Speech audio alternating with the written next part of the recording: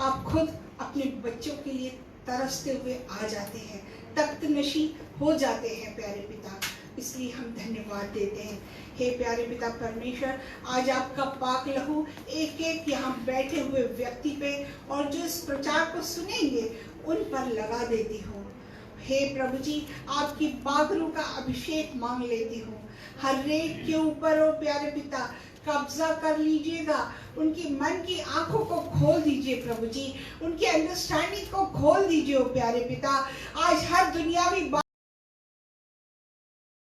इस जगह से बाहर हो जाए, हर एक व्यक्ति को छोड़ के चली जाए ओ प्यारे पिता।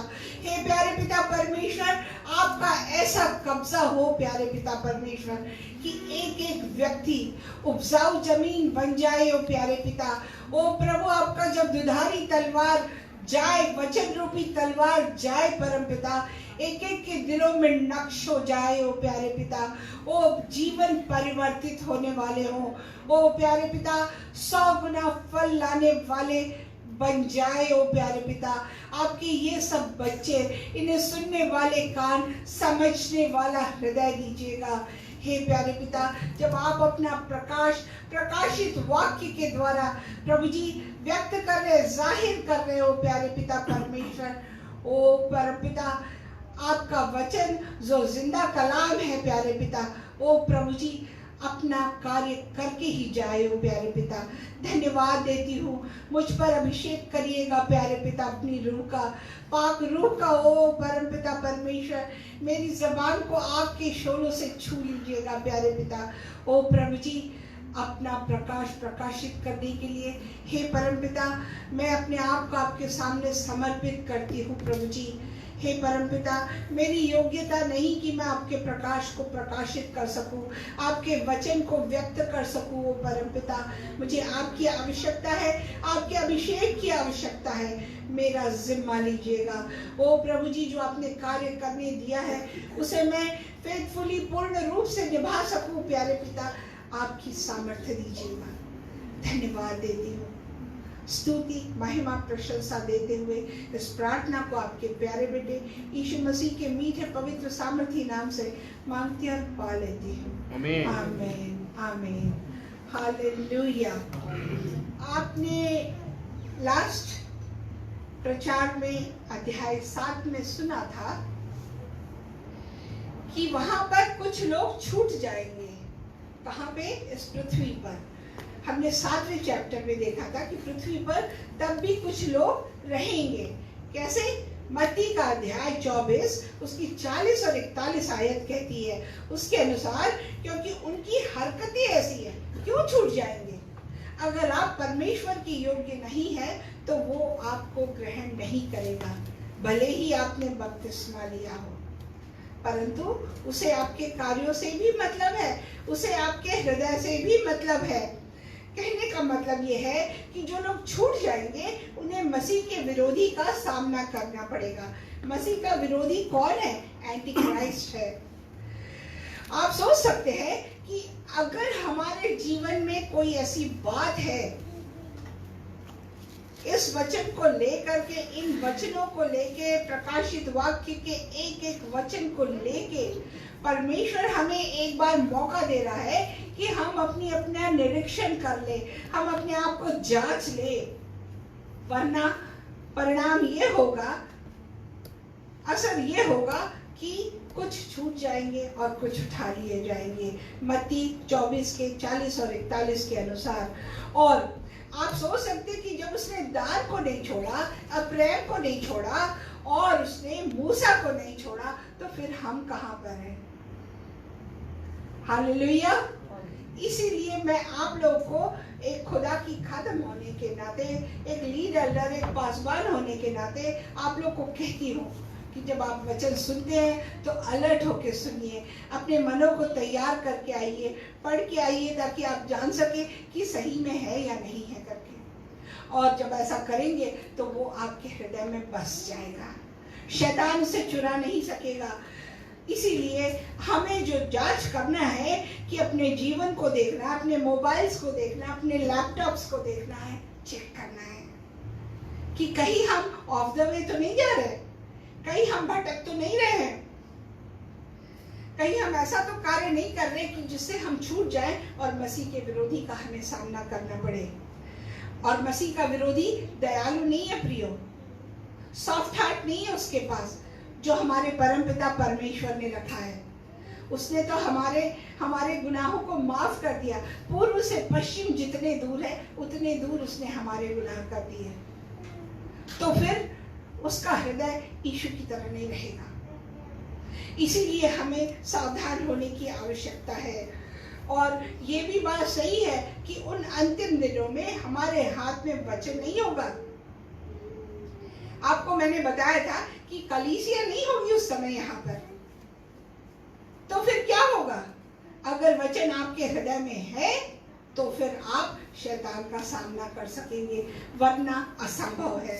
तो आइए हम यहाँ से देखेंगे 8वां अध्याय।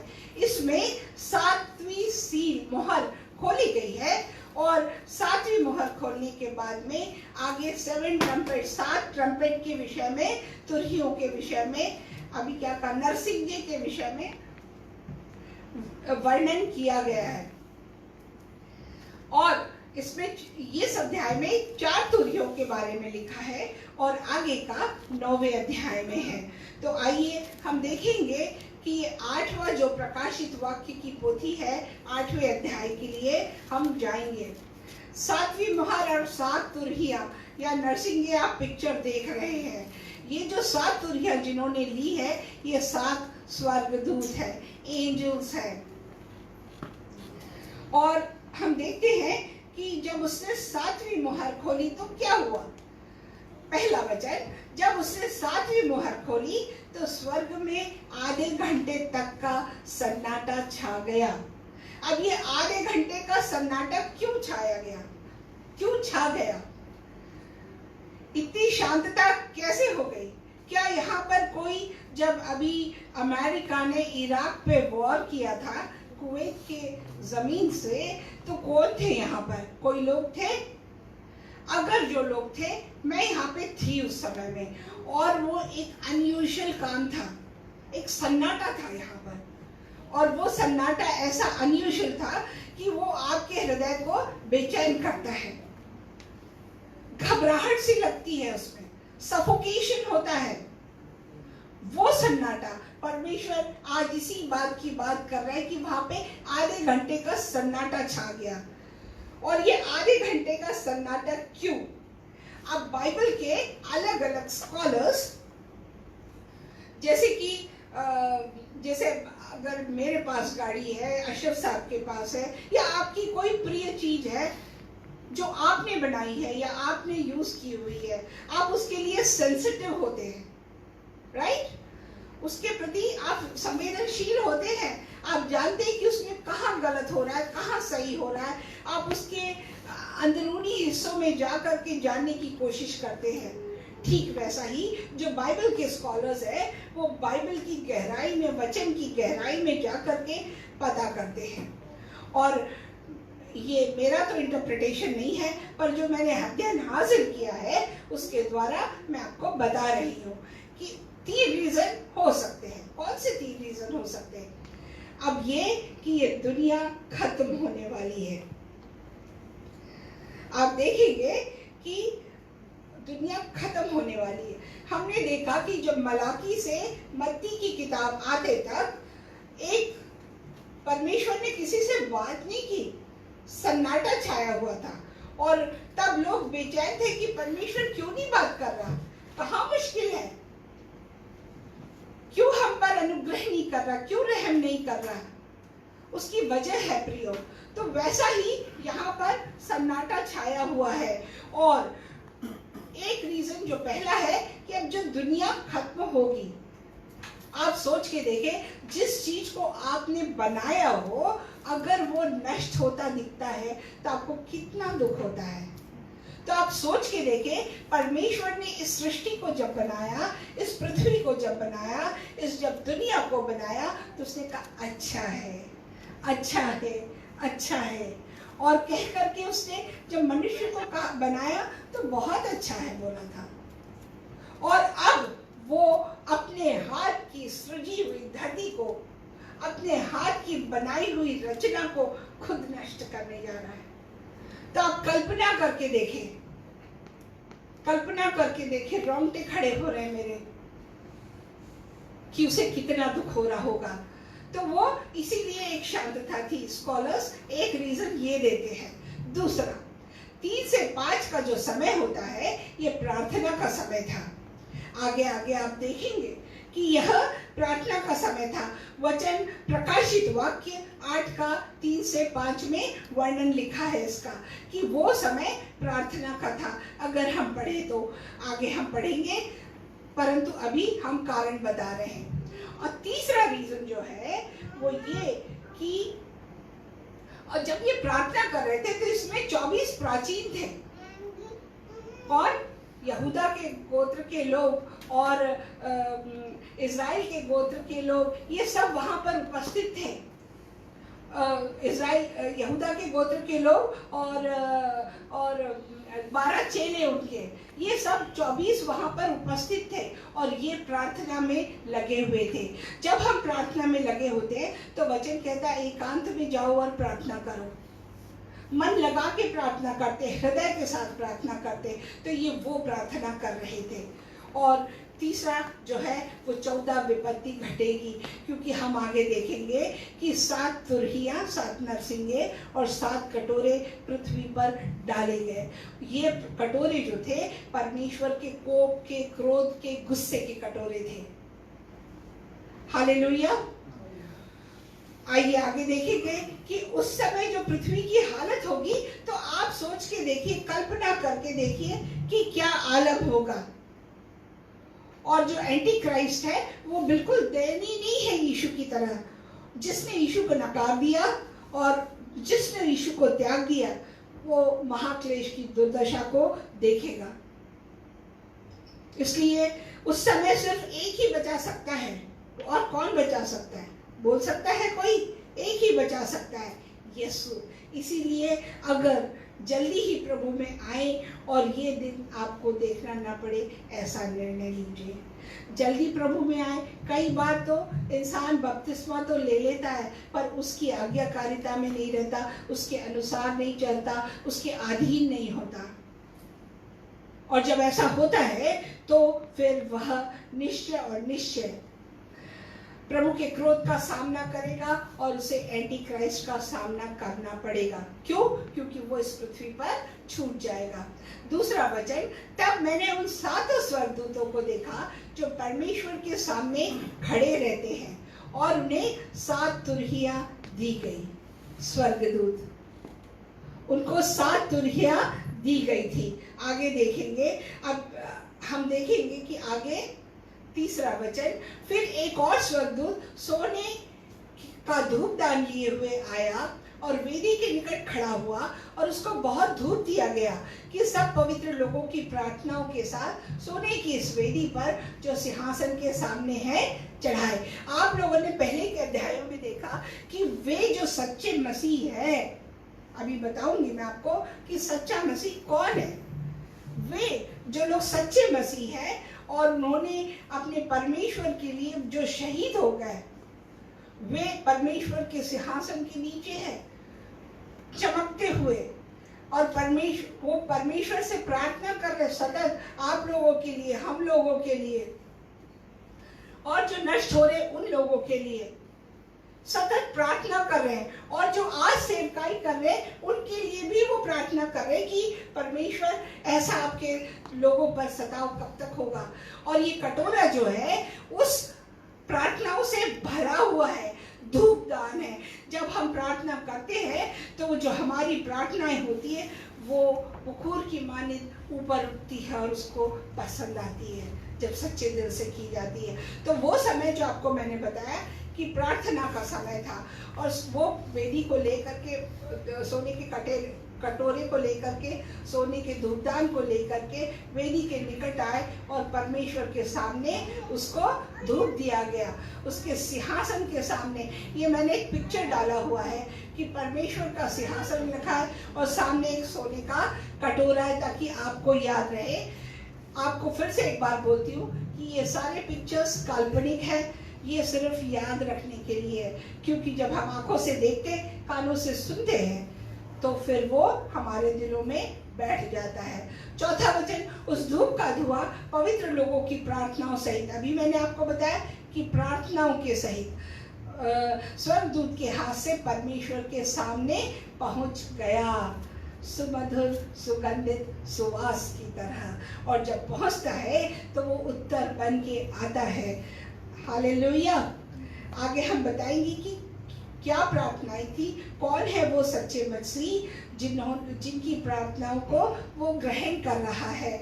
और आप देख रहे हैं कि ये स्वर्गदूत आगे 7 कटोरे लेकर के उसके सामने आ रहे हैं।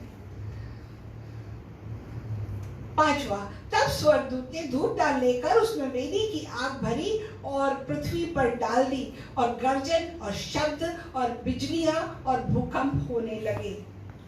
अगर आपने इन बिटवीन कभी सुना हो न्यूज में कि एक बार ऐसी फायर लगी थी, आग लगी थी कि एयर जो ट्रैवल था उसको रोक दिया गया था, उसमें धुएं और राख थी कि फ्लाइट्स उड़ी नहीं सकती थी।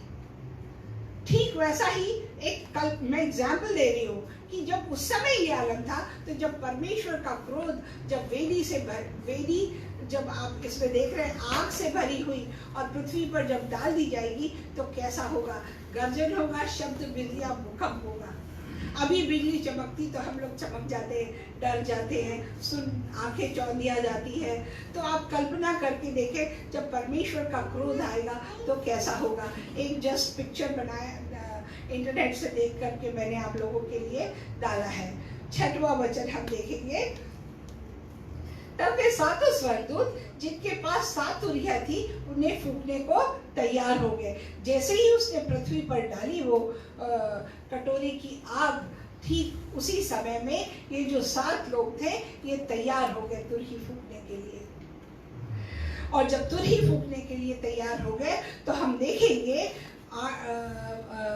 प्रकाशित वाक्य 8:7, एक एक करके हम तुरहियों को देखेंगे, नरसिंगे को देखेंगे। पहली तुरही, जब पहली तुरही, पहला नरसिंगा जब बजा तो जो वेजिटेशन है, जो पेड़ पौधे हैं, जो नेचुरल चीजें हैं, ये नष्ट हो रही। इसीलिए उसका इंग्लिश में वर्ड है वेजिटेशन स्ट्रक। अगर हम देखें अमेज़न में आग लगी, ऑस्ट्रेलिया में आग लगी, क्या हुआ था?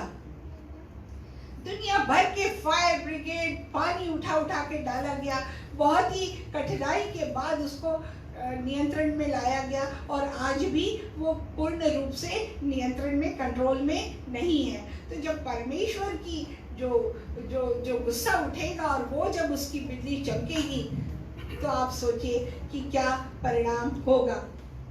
अगर परमेश्वर ही ऊपर से आग लगाएगा तो उसकी कौन बचा सकता है, कौन बुझा सकता है उसको?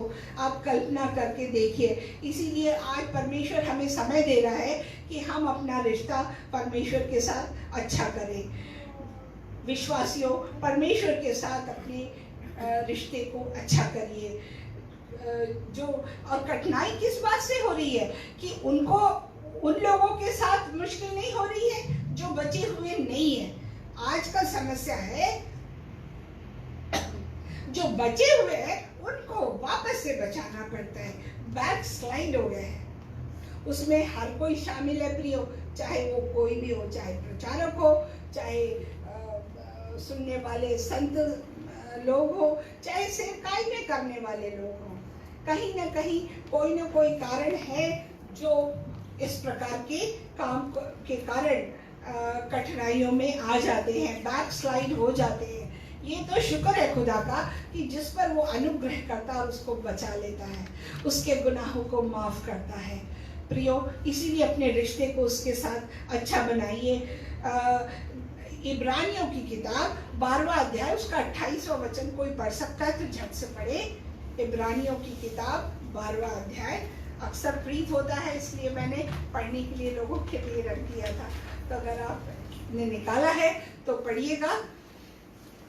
इब्रानियों की किताब 12वां अध्याय और उसका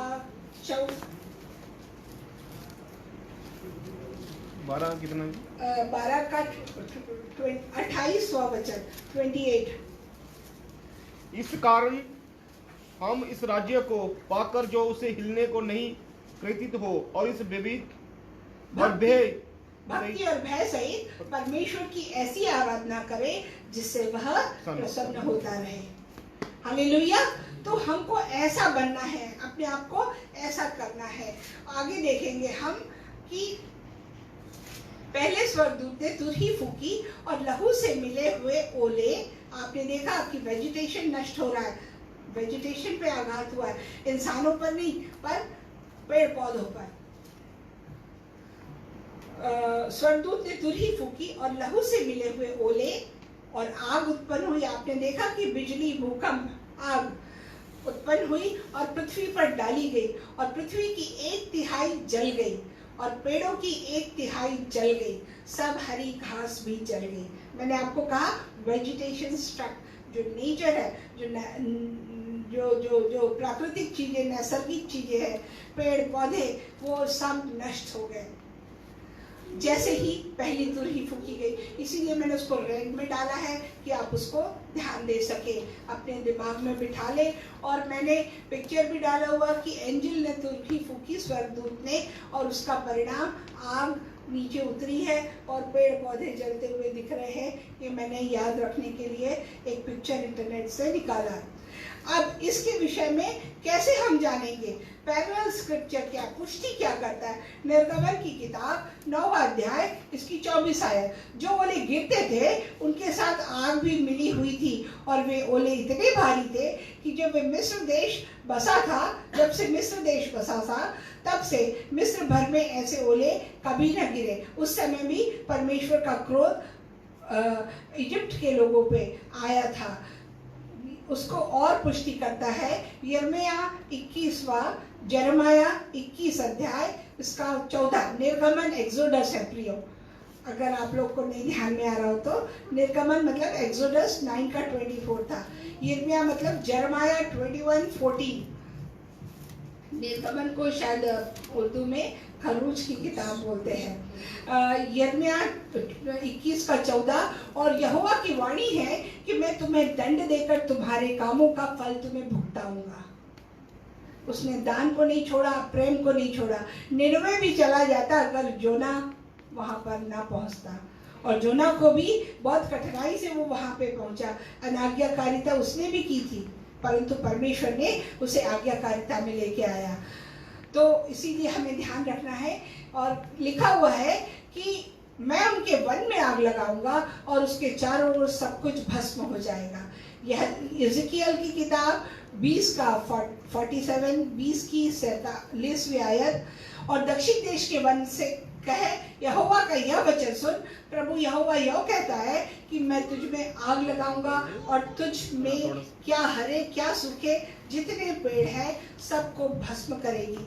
उसकी धधकती ज्वाला ना बुझेगी, उसके कारण दक्षिण से उत्तर तक सबके मुख झुलस जाएंगे।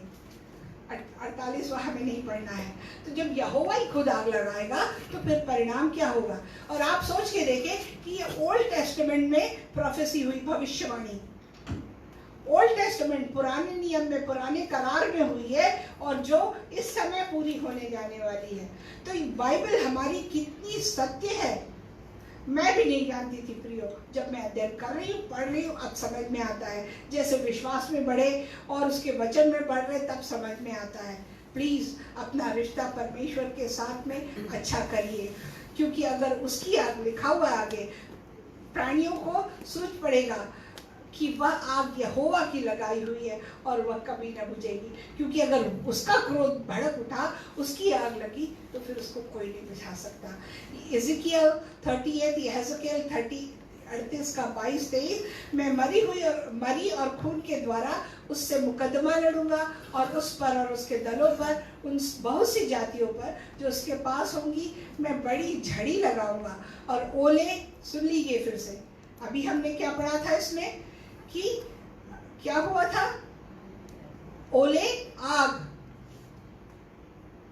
तो यही काल यहाँ पर प्रोफेसी की गई थी कि ओले और आग और गंधक बरसाऊंगा। इस प्रकार मैं अपने को महान और पवित्र ठहराऊंगा, क्योंकि वो परमेश्वर है। अगर नहीं सुनेंगे तो वो अपना कार्य करेगा। उसने नूह के समय में भी यही किया था। आप सोचे कि कितना सही है वचन, सटीक है वचन। तो हमें परमेश्वर की बातों को, यीशु को मजाक में नहीं लेना है। हल्के से मत लीजिए, वरना कॉन्सिक्वेंसेस फेस करने पड़ेंगे। डराने की बात नहीं है, सावधान होने की बात है। जब आपको पता होता है कि ये मुश्किल आ सकती है, तो यू प्रिपेयर योरसेल्फ, अपने आप को आप तैयार करते हैं। तो ठीक वैसे ही हमें सावधान होने की जरूरत है। और जैसे मैंने आपको बताया कि उस समय कलीसिया नहीं रहेगी और जीवते परमेश्वर के हाथ में पड़ना बहुत कठिन है। इसीलिए आपको बार बार रिक्वेस्ट की जाती है कि वचन में बढ़िए, अपने जीवन, अपने चरित्र को सही करिए। आगे बढ़ेंगे। दूसरी तुरही, इसमें क्या हुआ? समुद्र पे आघात हुआ। सी स्ट्रक, समुद्र पे, समंदर पे। हम देखेंगे आगे क्या लिखा हुआ है वचन में। 8वें, दूसरे स्वर्गदूत ने तुरही फूकी तो मानो आग सा जलता हुआ एक बड़ा पहाड़ समुद्र में डाला गया और समुद्र का 1/3 लहू हो गया। अगर आप लोग को याद होगा तो बीच में ऐसा हुआ था कि मीटियोराइट गिरने वाला है, एक टुकड़ा गिरने वाला है। कहाँ से नहीं मालूम है। लोग तो सितारों की बात कर रहे, लोग स्टेरॉइड्स की, मीटियोराइट की बात कर रहे, जो पहाड़, जो सूर्य के चारों तरफ परिक्रमा करते, चक्कर लगाते, जो उसमें का कुछ हिस्सा गिरेगा करके। कुछ समय वो टल भी गया और कहीं सुनने में भी न्यूज आई थी। तो उस समय जब ऐसा हाल था, लोग भयभीत थे प्रियो, लोग भयभीत थे। सोच रहे थे कि अब पृथ्वी का प्रलय आ गया, यीशु पहुंच गया करके, उसका कहर आ गया। और इस प्रकार का भय लोगों के दिलों में छा गया था। और क्या कह रहा है वचन? आपको याद रखने के लिए मैंने बताया कि एक आग का गोला जो गिरा हुआ है, आग सा जलता हुआ एक बड़ा पहाड़ समुद्र के ऊपर, और 1/3 जल गया, 1/3 समुद्र लहू बन गया। ये मैंने पानी दिखाया हुआ है जो लाल रंग का है, याद करने के लिए। एक पिक्चर मिला मुझे तो और क्लियर नहीं ले सकती थी, तो ये आपके याद रखने के लिए डाला गया है। समुद्र के 1/3 प्राणी मर गए। 9वां वचन, समुद्र के 1/3 प्राणी मर गए और 1/3 जहाज नष्ट हो गए। तो आप देखिए यहाँ पे मैंने सेकंड ट्रम्पेट लिखा हुआ, इंग्लिश का है वो। और 1/3 पानी लाल हो गया, जीव जंतु मर गए और जहाज, जो शिप्स है, वो भी नष्ट हो गई।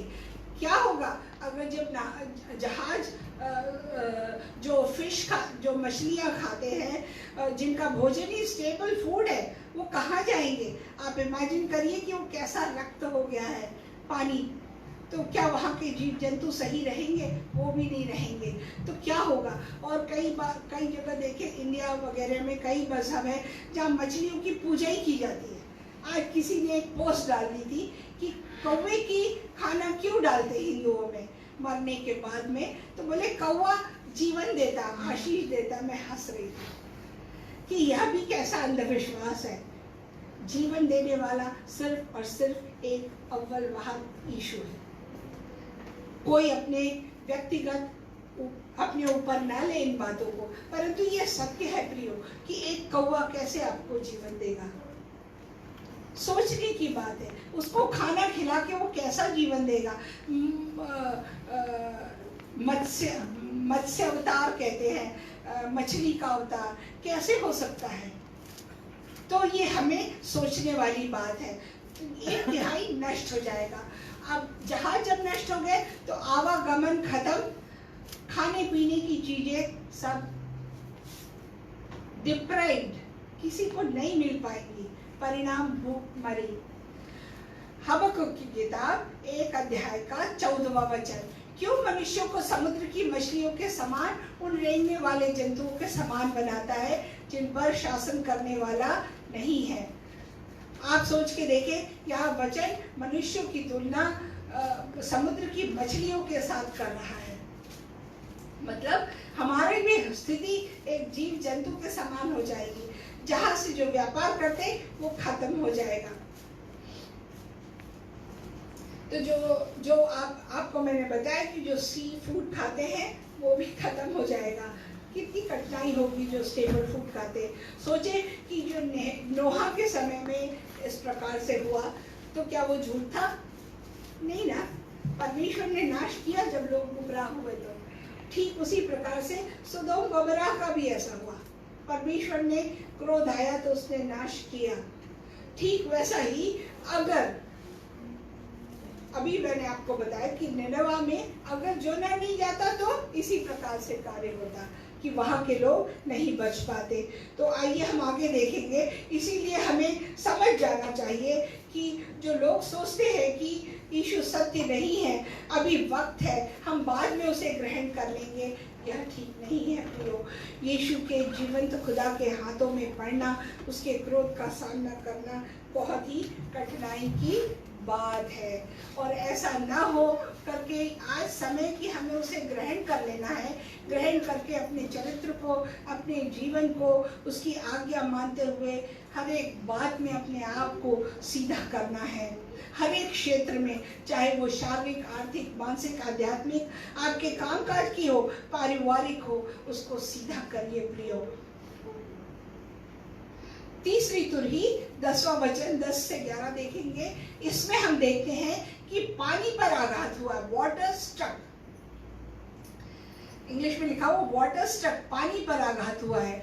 तीसरे स्वर्गदूत ने तुरही फूकी और एक बड़ा तारा जो मशाल के समान जलता था स्वर्ग से टूटा। आपको इस पिक्चर में दिख रहा होगा कि एक तारा टूटता हुआ सा, और वह स्वर्ग से टूटा और नदियों की 1/3 पर और पानी के सोतों पर आ पड़ा। आप सोच के देखिए कि क्या होगा। अभी हम फ्रिज का पानी पीते, फ्रिज में रखे तो पानी अच्छा होगा सोचते हैं, इवन वो ठीक नहीं रहेगा। क्यों? क्योंकि पानी पे आघात हुआ है, चाहे वो जहाँ का भी पानी हो। पानी के सोतों पर आ पड़ा है। जो जो उसका पानी पिएगा, कई जगहों पर नदियों को पूजा जाता है। जो समझदार है वो जान सकते हैं, समझ सकते हैं। और वो जो नदियों को पूजा जाता है उसका पानी जमा करके रखा जाता है। मेरे घर में होता था, एक ऐसी भरनी थी, केटल थी, उसमें कईयों सालों का वो पानी गंगा नदी का जमा हुआ था उसके अंदर। और जब वो हमको माँ जब देने आती थी तो हमें पसंद नहीं आता था कि क्या है, इसका स्वाद कैसा है। तब तो अनजान थे, छोटे भी थे, हमारे डर के पी भी लेते थे। पर अब जब जानते हैं और फिर साइंटिफिकली भी देखा जाए तो वो प्योर नहीं है। तो सोचिए कि आप ऐसी जगहों की, जो लोग प्रार्थना करते हैं, पूजा करते हैं, मंदिरों में जाते हैं, क्या होगा? उस तारे का नाम नागदौना है। जो तारा आपको दिखाया गया उसका नाम नागदौना है। जो 1/3 पानी नागदौना सा कड़वा हो जाएगा। नागदौना का अर्थ है कड़वा, और बहुत से मनुष्य उस पानी के कड़वे हो जाने से मर गए। हालेलुया। अगर आप जहरीला पानी पिएंगे, कड़वा पानी पिएंगे, तो उसका परिणाम यही होगा। और ये आप जान लीजिए प्रियो कि जब ये परिस्थिति आएगी तो एक ही व्यक्ति बचा सकता है, एक ही धातु बचा सकती है, एक ही रासायनिक पदार्थ बचा सकता है। और वो रासायनिक पदार्थ, वो धातु लहू है, यीशु का लहू है। हालेलुया। तालियां दीजिए उसके लिए। सिर्फ और सिर्फ मुक्ति, रक्षा, सुरक्षा, सब कुछ ढाल उसी की है, उसके लहू की है। अगर वो आप पे नहीं लगा है तो आज समय है प्रियो, जहाँ कहीं अगर आप उसके लहू से बिखर गए हैं, दूर हो गए हैं, तो अपने आप को उसके लहू में समेट लीजिए। वो आपके लिए बेहतर होगा। वरना आपको बार बार कह रही हूँ कि मसीह के विरोधी का सामना करना पड़ेगा। ये डराने की बात नहीं है, ये सावधान होने की बात है। और हम आगे देखेंगे चौथी तुरही। ये जो मैंने पिक्चर दिखाई है, इसमें ग्रीन दिखाया है। जब पानी हरा हो जाता है तो जहरीला हो जाता है। हमारे जारा हॉस्पिटल के सामने उन्होंने फाउंटेन लगाए हैं। जब शुरू में नया नया था वो पानी नीला था, उसमें क्लोरीन वगैरह डाल के साफ किया होगा व्हाटएवर, पर साफ सुथरा था, नीचे का दिखता था। अब उसके ऊपर हरा काई जमी हुई है। अगर आप उसको टेस्ट करें, पानी को कोई जांच करे तो वो पॉइजनस होगा, जहरीला होगा। उस पानी का अगर कोई उपयोग करे या हाथ भी डाले उसमें तो उसे कुछ ना कुछ बीमारी होने की, जरासम लगने की 100% संभावना है। ठीक वही मैंने दिखाया। और जो पिएगा, इसमें जो मनुष्य दिखाया वो ज़ॉम्बी नहीं है, ये मनुष्य है दिखाए हुए, जो इस प्रकार से उनकी दुर्दशा या हालत हो जाएगी। चौथी तुरही हेवन स्ट्रक, हेवन स्वर्ग, स्वर्ग पे भी आघात करेगा। कौन? मसीह का विरोधी शैतान लूसीफर।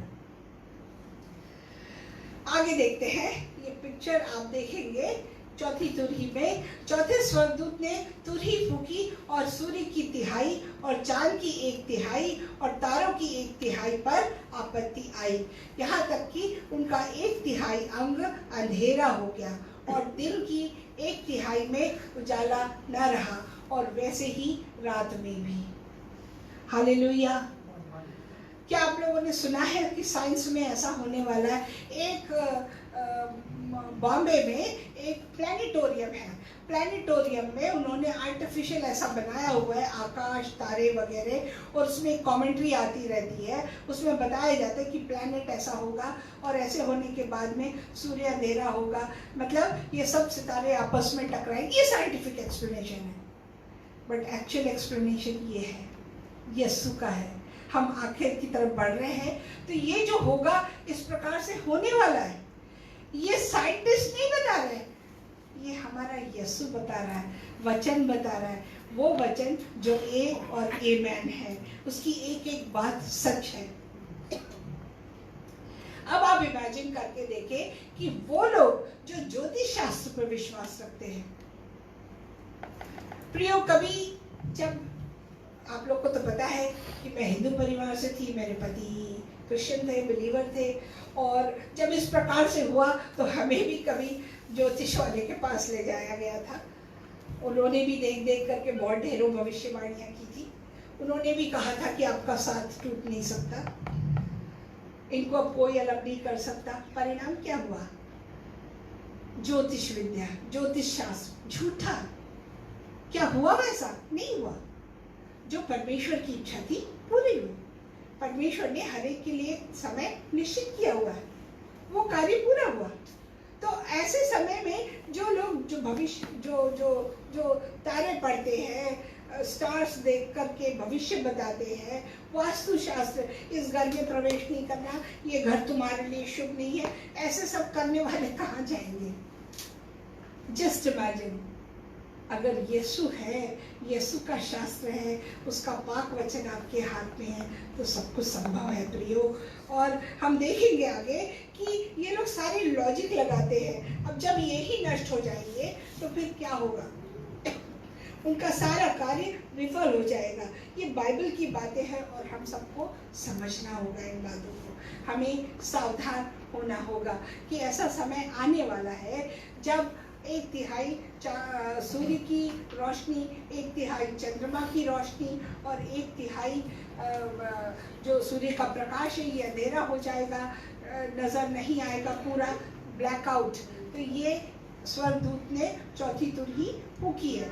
ये पिक्चर आपको दिखाया गया है जिसमें सूरज भी है और चांद भी है। और ये वो ग्रहण नहीं है प्रियो। ग्रहण के समय तो हमें कुछ न कुछ नजर आता ही है, परंतु ये ग्रहण नहीं होगा। उस समय ये जेट ब्लैक ऐसा होगा। इसमें लिखा हुआ है the sun shall be turned into darkness and the moon into blood। सब चंद्रमा रक्त में परिवर्तित हो जाएगा before the coming of the great and awesome day of the Lord। ये कहाँ लिखा हुआ भविष्यवाणी? योएल नबी की किताब, जोएल की किताब 2 अध्याय के 31 वचन में लिखा हुआ है। ऐसा होना है जो जाकर के प्रकाशित वाक्य में पूर्ण होने वाला है प्रियो। तो ये एक सिग्नल है कि हमें अपने आप को सावधान कर लेना है, सावधान कर लेना है। परमेश्वर का वचन देखेंगे कि आगे क्या होगा। इन बिटवीन बीच में आया था कि मीडिया में अगर आप लोगों ने सुना होगा कि लाल हो रहा है सूरज और चांद लाल हो रहा है, तो परमेश्वर का द्वितीय आगमन निकट है, आने वाला है।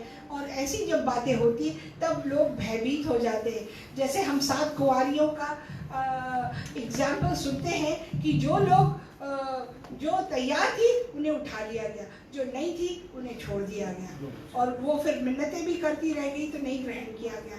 तो ठीक वही परिस्थिति आने वाली है कि अगर हम आज इनकी बातों से, परमेश्वर के वचन से अगर हम सावधान होकर के नहीं करेंगे तो ये हाल होगा। सोचे, लोग जो नदियों की पूजा करते हैं, उसका पानी संजो के रखते, उनके साथ क्या हाल होंगे, उन सब का क्या होगा।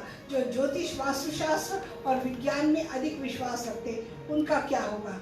13वां वचन जो कह रहा है, जब मैंने फिर देखा, ये आखिरी वचन है प्रियो, आखिरी वचन है ये। जब मैंने फिर देखा तो आकाश के बीच में एक उकाब को उड़ते हुए और ऊंचे शब्द से ये कहते सुना, उन 3 स्वर्गदूतों की तुरही के शब्दों के कारण जिनका फूंकना अभी बाकी है, जिनका फूंकना, क्या सुन रहे हैं आप लोग? म्यूजिक की तरफ ध्यान चला गया, प्लीज अलर्ट रहिए और सुनिए कि वो कह रहा है कि अब उन 3 स्वर्गदूतों की तुरही के शब्द के कारण जिनका फूंकना भी बाकी है। मतलब ये 4 तुरही में ये आलम है, तो आगे क्या होगा। वचन लिखा है, पृथ्वी के रहने वालों पर हाय हाय हाय, मतलब वाओ वाओ वाओ, इतना भयंकर होगा, इतना भयंकर होगा, क्योंकि बाद की जो तुरहियां आएंगी वो डेमनिक है, शैतानी है, पिशाची है।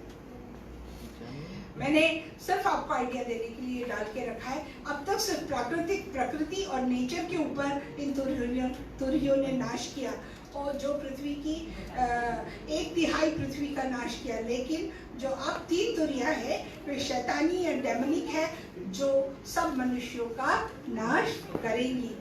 और ये जो मैंने एक पिक्चर डाला हुआ है इसमें कि 5वीं तुरही जब बजेगी तब क्या होगा, कि इसमें 2 प्रकार की दुष्ट आत्माएं आएंगी। एक जो खुली हुई है, जो शैतान के कब्जे में इस पृथ्वी पर है, और एक जो वो अथाह सागर में है, नरक के गड्ढे में है। लूका के इंजिल 8 के 31 में इसका वर्णन है, और इसके बारे में हम अगले अध्याय में देखेंगे। खुदावंद आप सबको आशीष दे। और मैं आपको एक बार फिर बताना चाहती हूँ कि ये हमारे डरने के लिए नहीं है प्रियो। एक समय था मैं भी डरती थी, परंतु जब आप खुदा की बातों में जाते हैं, वचन पढ़ते हैं, तो वो हमें सिखाता है, क्योंकि यीशु के नाम में भय नहीं है। तिमोथी की किताब में लिखा, उसने भय की रूह नहीं दी है आपको, उसने बुद्धि, ज्ञान और प्रेम की रूह दी है। तो वो ज्ञान कराता है। तो खुदावंद आपको सबको बहुत आशीष दे। हम अगले अध्याय में इन सब चीज़ों के बारे में देखेंगे कि अभी क्या भयानक है तो आगे क्या होगा। इसीलिए प्रियो, आज मौका है खुदा ने दिया हुआ। अगर हमारे जीवन में ऐसी कोई बात है जो हमने परमेश्वर के साथ नहीं की, हमने सच्चे मसीह की बात की थी। सच्चे मसीह वो है जो सच्चे हृदय से उसकी परस्तिश करते, उसके सामने आते। ठीक हमें वैसे बनना है। खुदावंत आपको आशीष दे। आइए हम दुआ करेंगे। धन्यवाद देते हैं प्यारे पिता, स्तुति महिमा प्रशंसा देते हैं प्रभु जी।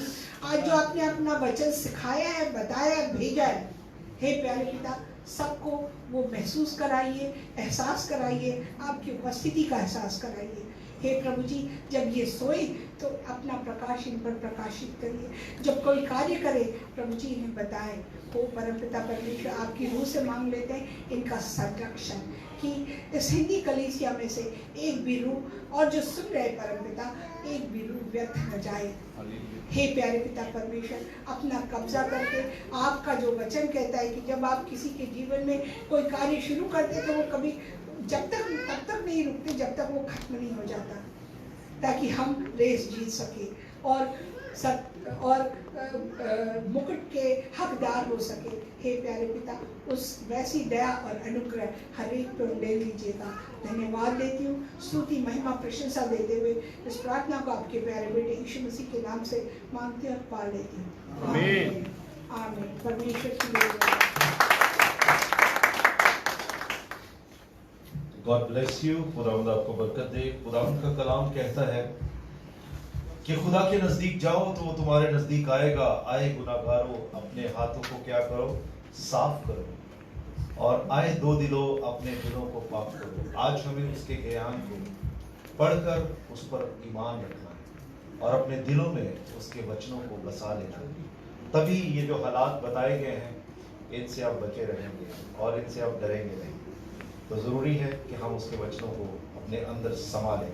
आइए हम जो खुदा हमें देता है उसी के हिस्से में से हम उसके घर में आज डालेंगे, और समय है कि हम गीत गाकर आज की ऑफरिंग्स को उसके घर में लेकर आएंगे।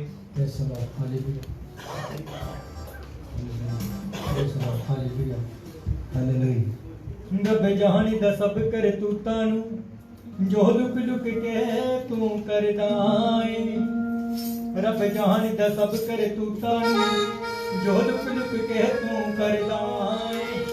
लोकां तो पढ़दे पा लेना, पर रब तो कादा पढ़दा ऐ। लोकी लड़दे बिच मैदानां दे, ते तू मंजे ते दुखां नाल लड़दा ऐ। क्यों सुनदा नहीं रब दुआ तेरी, क्योंकि तू नेचा दे नाल करदा नहीं। आजा यसू दे दवारे माफी मंग ले जरूर, आजा यसू दे दवारे माफी मंग ले जरूर। दुख भोगने ही पैने जेड़े रब कोल दूर, दुख भोगने ही पैने जेड़े रब कोल दूर। हाथ लोहे वाला डंडा असां वेख पछताउणा, हाथ लोहे वाला डंडा असां वेख पछताउणा। अग नरकां दी घाटी असां वेख वेख रोना, अग नरकां दी घाटी असां वेख वेख रोना। मारी मारी कर देना, मारी मारी कर देना हड्डियां नू दूर। दुख भोगने ही पैने जेड़े रब कोल दूर, दुख भोगने ही पैने जेड़े रब कोल दूर, रब कोल दूर। आजा मंग ले तू माफी दोवें हाथ जोड़ के, आजा मंग ले तू माफी दोवें हाथ जोड़ के। इंज मिलना नी कुछ बूटे मुख मोड़ के, इंज मिलना नी कुछ बूटे मुख मोड़ के। अज दिल विचों सारा, अज दिल विचों सारा हर वाली तू जरूर। दुख भोगने ही पैने जेड़े रब कोल दूर, दुख भोगने ही पैने जेड़े रब कोल दूर, जेड़े रब कोल दूर।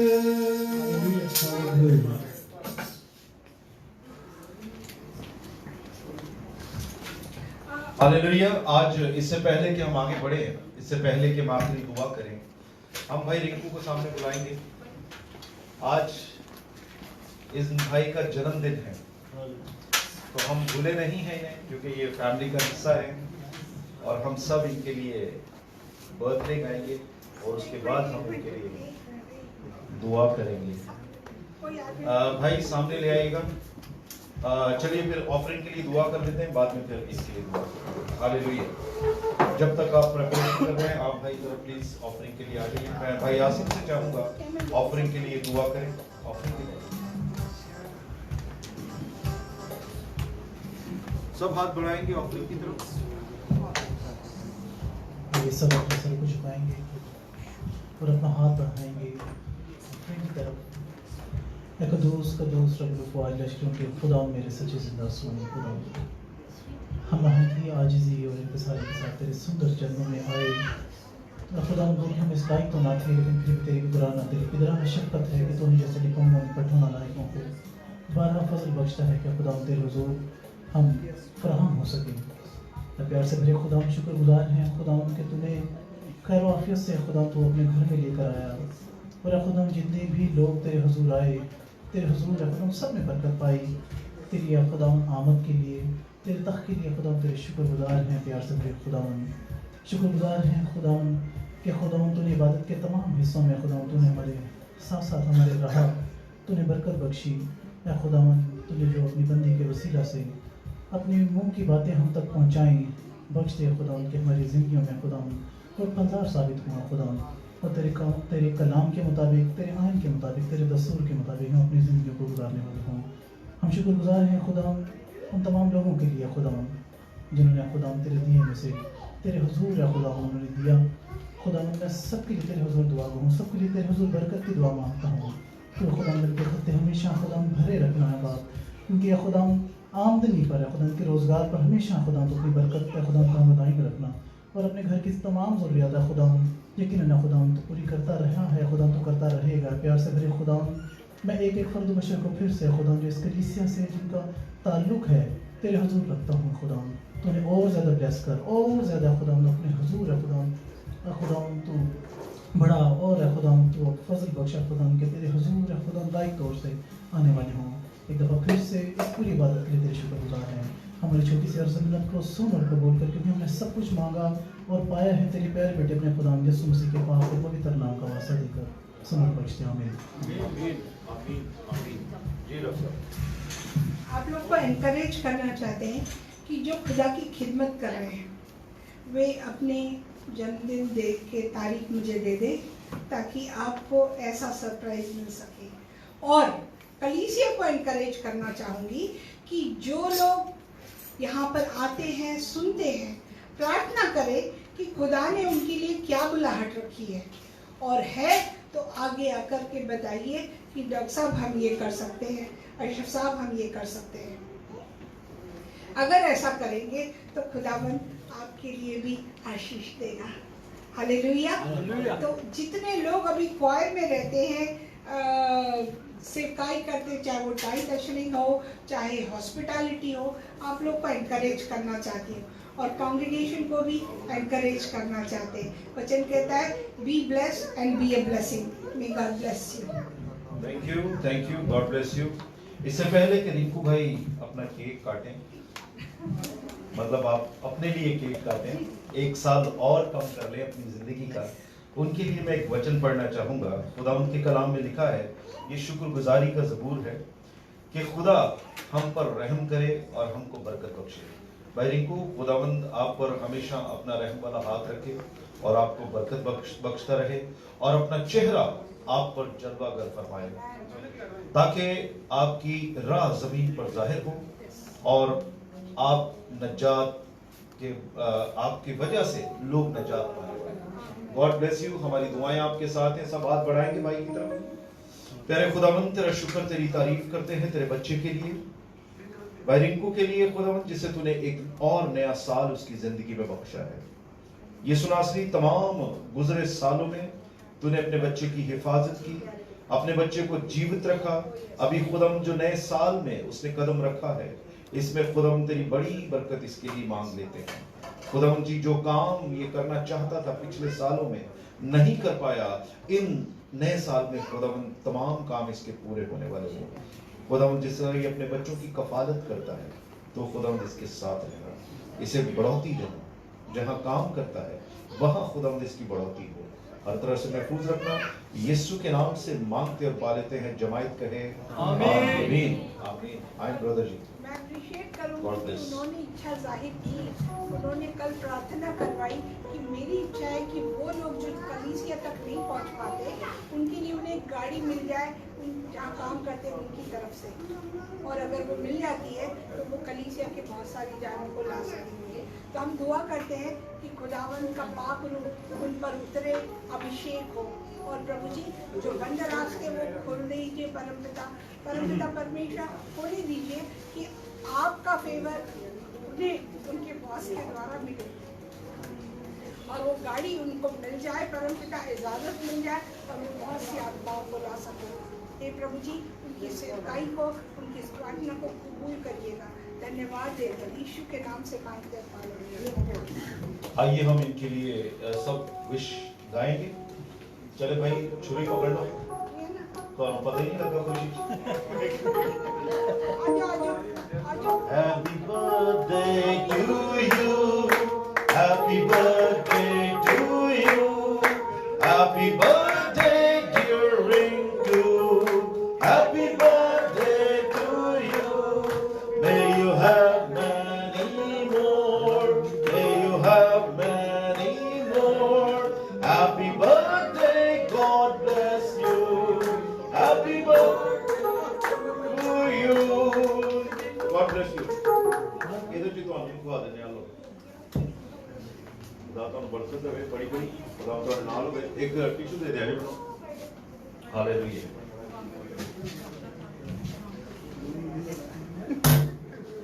आइए हम अपने सरों को झुकाएं और सब खड़े हो जाएंगे और खुदा की यीशु भाई खुदा की सिखाई दुआ में शामिल होंगे। भाई इधर बात में